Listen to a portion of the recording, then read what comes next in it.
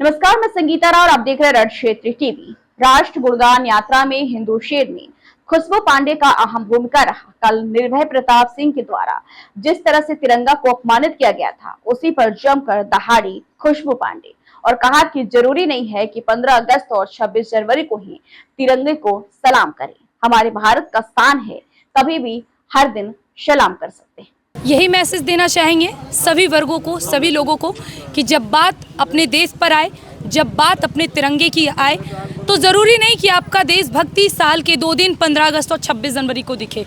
हर दिन अपने देशभक्त होने की भूमिका को पूर्ण रूप से निभाएं, जिस प्रकार हमारे बड़े भाई समान निर्भय भैया ने निभाया है कि जब बात तिरंगे पे आई तो उन्होंने अपनी नौकरी को लात मार दिया। ये कहीं ना कहीं उन सभी लोगों के मुंह पे बहुत बड़ा तमाचा है जो हमें बेरोजगार समझते हैं, जो हमें ये कहते हैं कि हमारे पास कोई काम धंधा नहीं है, इसलिए हमने तिरंगा को उठा लिया। तो तिरंगा को उठाया है क्योंकि इस सम्मान के लिए, इस तिरंगे के सम्मान के लिए हमारे देश में कई जवान आए दिन शहीद होते रहते हैं और अंत में इसी तिरंगे में लिपट कर हमारे घर आते हैं।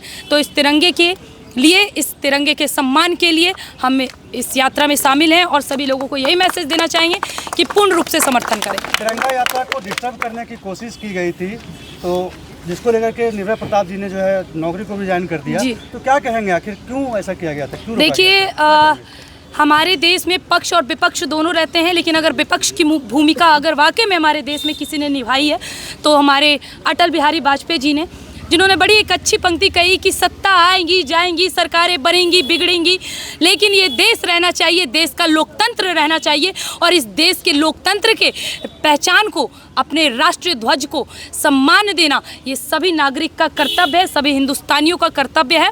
और जिसने भी इसे डिस्टर्ब करने का कोशिश किया है राजनीतिक षड्यंत्र के तहत और तिरंगा यात्रा को धार्मिक संगठन से और धार्मिक झंडे से कंपेयर करके कहीं ना कहीं जो इसे दबाने की कोशिश की गई, इसे अपमानित करने की कोशिश की गई है, जमुई में ये कहीं मानने योग्य नहीं है। और हाथ जोड़कर निवेदन करूंगी, आप लोग एक बार जरा सोच के देखें कि क्या वाकई में ये हमारा जमुई जिला है जहाँ पे तिरंगे को निकालने के लिए इतना बवाल?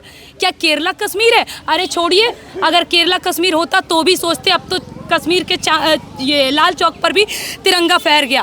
लाल चौक तो छोड़िए, चंद्रमा पे भी तिरंगा फहर गया और हमारे जमुई जिला में तिरंगा को अपमानित करने का कोशिश हुआ है, वो भी कुछ राजनीतिक षड्यंत्र की वजह से।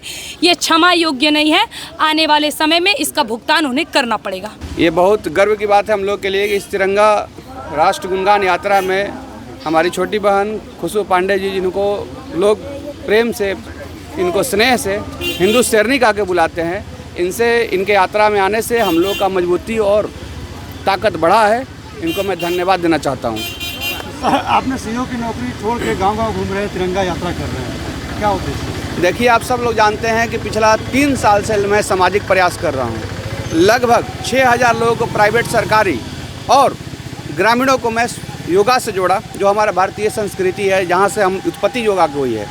आप जानते हैं 50 से ज़्यादा मैं स्वच्छता अभियान चलाया ताकि गांव के लोग अपने पे डिपेंडेंट रहें, एक समूह बने, एक सामाजिक संगठन के रूप में काम करें।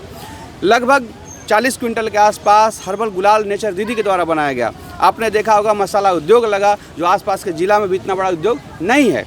तो ये प्रयास एक समाज को जोड़ करके हम लोग करने का प्रयास किए। इसके लिए देश के विकसित गाँव को हमने भ्रमण किया, वहाँ देखा कि कैसे विकसित एक गांव को किया जा सकता है, कैसे लोगों को जोड़ करके अर्थदान, श्रमदान का कल्चर बनाने की ज़रूरत है जमुई में और पूरे देश में। हमने देखा कि कोऑपरेटिव का कैसे फंक्शनल है गुजरात में, उसको हम लोग यहाँ इम्प्लीमेंट करने की थोड़ी थोड़ी कोशिश कर रहे हैं, जिससे कुछ पॉलिटिकल लोग बहुत आहत हैं और उनको लगता है कि इस तरह के प्रयास नहीं होना चाहिए क्योंकि वो कर नहीं पाते, उनकी योग्यता नहीं है, उनकी समझ नहीं है। ये बहुत ही निंदनीय है कि आप चाहते हैं कि आपके माता पिता, आने वाला जनरेशन सब आप ही के परिवार राजनीति करे और कोई सामाजिक प्रयास भी नहीं करे।